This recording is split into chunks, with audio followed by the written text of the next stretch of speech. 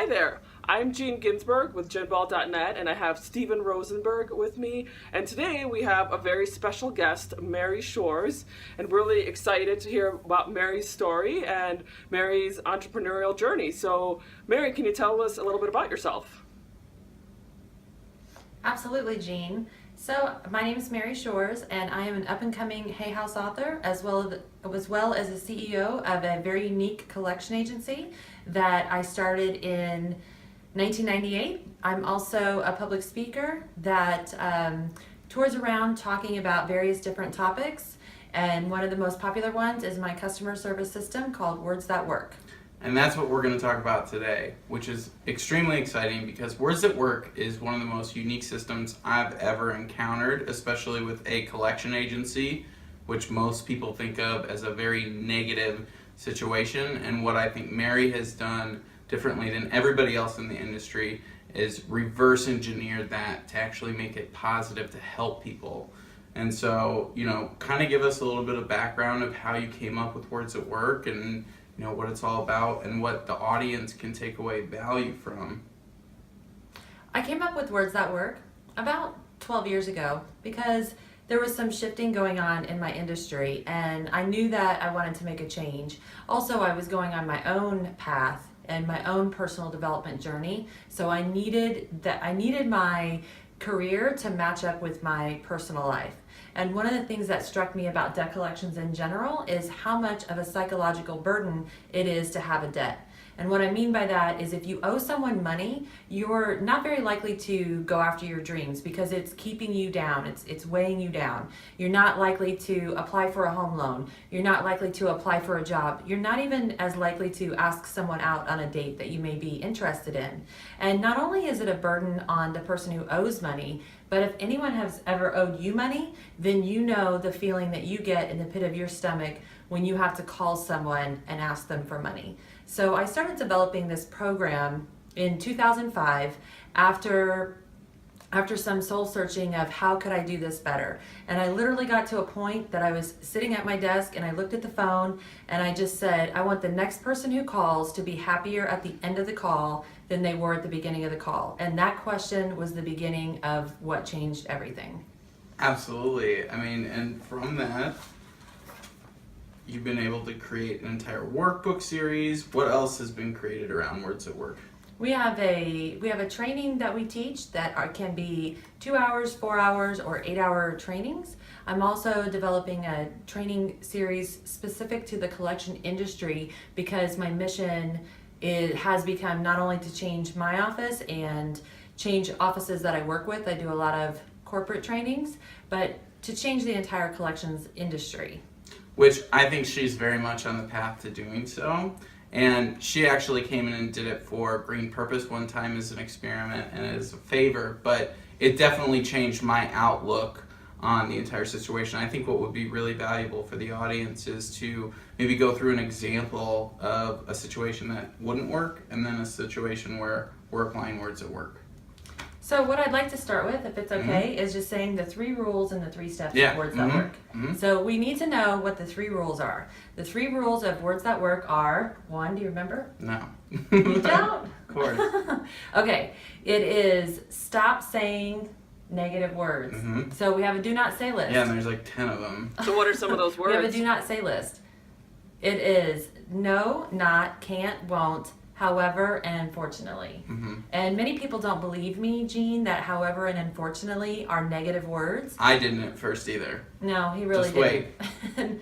The thing is that we believe that those are empathetic words, and in certain situations they may be. The problem in customer service situations is that they always precede bad news.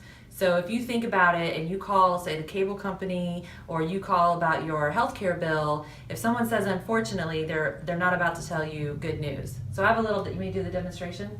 So my demonstration of this is to say to Stephen, hey Stephen, how are you? Good, how are you? I'm good. Hey, I'm really excited that you asked me to be on the show today. I've been looking forward to it all week, and I know you're a big fan of Words That Work. It's something I've always appreciated. Unfortunately, so we can kind of feel that there's a tense thing going on there. The second rule to words that work is that you must replace negative words with words that work.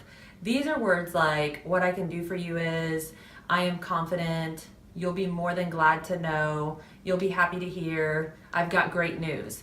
So replacing the negative words with words that work. If you've heard that thing going around social media lately where people are replacing I'm sorry with thank you, it's sort of that same sort of thing. That's very easy to replace the words you were going to say with the words that work. And the third rule is that you always say what you can do instead of what you can't do. You know, the number one mistake that I see customer service reps make is they're always talking about what they cannot do for you. Oh, I'm sorry, Miss Shores, we can't do that because of our policy Unfortunately, is this. I'm sorry, Unfortunately, we can't. Yeah. In my presentation now, we have actually an entire series of different Facebook posts we have, because studies were showing that people were likely to tell 16 other people about a negative customer service experience and only tell 9 people if they had a positive customer service experience. And I actually think these numbers are super outdated, because if someone posted on Facebook, it's hard to tell how many people that's actually reaching. And so that's the 3 rules of words that work. And then the next thing I like to talk about is the 3 steps. Mm-hmm. Did you want to hear the 3 steps? I would love to. Okay. So the 3 steps to words that work are: step 1, you must validate what the customer says. So one of the stories would be, if you've ever worked in customer service, a call center, if you've ever been an owner of a business, then you know you have to be on the phone with clients. And sometimes they really go into these long stories. And if you don't validate what they say, then what's going to happen is they'll start over from the beginning. Yeah, they'll just keep repeating. And Steven's used my system, so he knows that what this is saying is true. So it's very important that you let your customer know, or your client know, that you understand how they feel. Now, this is not in any way stating that you agree with them. Right. It's just consciously acknowledging that you've heard them. Right. Because if people don't feel heard, they're likely to interrupt you, they're likely to have their fight or flight system triggered, and really just it's going downhill from there. Mm-hmm. So words like that are, I can see why you would feel this way, I can understand how frustrated you are, and you can even validate But the good news is that... that's the next step. Oh, okay. Planting seeds of happiness. That's his favorite part, I think. It's work, though. It's crazy.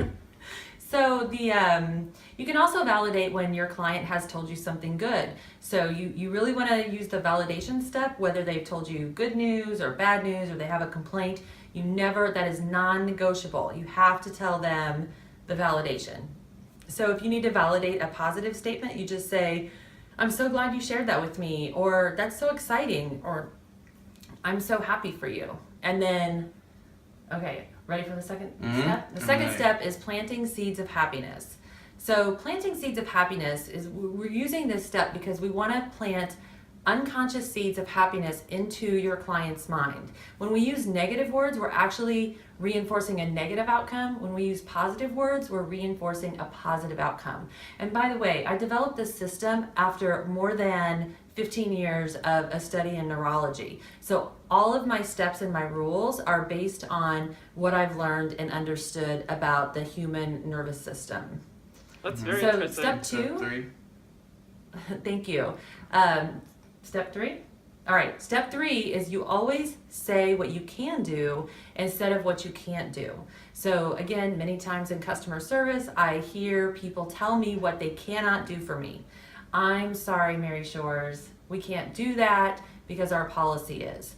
Well, instead of saying what you can do. So I'll give you a very easy example. If I call the car dealership and I need an oil change, they might say, I'm sorry, we don't have an appointment open until Tuesday, versus saying, I've got great news, we can get you in on Tuesday. Yeah, it just totally flips everything around. think- That's very cool. Right? For sure. It is. Thank you so much. And we could go on and on about this, but we wanted to at least give you guys a little bit of exposure to words that work. Yeah, and then Make sure you guys I was going to say, I have a question Go for ahead. Mary. So, we have an entrepreneurial audience who listen and who watch your videos. Like, how can this be applied for entrepreneurs? Oh, I believe every entrepreneur should use this system because we live in such a competitive world today, and the way you treat your clients or your customers is going to determine the outcome of so many situations. I'm so glad you asked me that because in my book, Conscious Communications, I have an entire chapter called To Cleanse or Clog? That is the question. And what that means to me is that every time, everywhere that you're interacting with a client, you are either cleansing that or clogging it. What I mean is, if you use words that work, you're really guaranteed to build rapport with your clients and to make a connection, because everything in life is either a connection or a disconnection. If you are using negative words, saying no, not, can't, won't, however, and unfortunately, and you're planting unconscious negative seeds in your client's mind, believe me, they remember that, and then when someone else approaches them for their business, they're going to be open to it. But if you have a rock solid relationship with your clients, then you've got a true connection, you've got rapport built with them, then they're far less likely to want to listen to your competition. So that would be the number one thing I would say to entrepreneurs. And by the way, I was the youngest person in the country to start a collection agency when I was 24 years old. That's amazing. So I definitely understand. I definitely understand a thing or two about entrepreneurship. Wow, very cool. Yeah, because we always want to have some takeaways for our audiences, when we have guests come in and talk about their specialization. So very cool. So Mary, how can our audiences get in touch with you? Well, they can check our website. It is www.midstatecollections.com. I also have a website for myself. It is maryshores.com. Make sure you guys follow her on all the social networks. Thank you guys so much for watching. And I mean all of them. All of them. Thank you guys so much for watching. Make sure you leave your comments below. And as always, have a green day. Thanks so much for watching. We hope you'll continue to get involved and join us as we help you find success in your entrepreneurial journey. Please follow, like, and share with others who will find this beneficial. We'll see you on the next episode of Marketing Success in Under 10 Minutes with Stephen and Jean.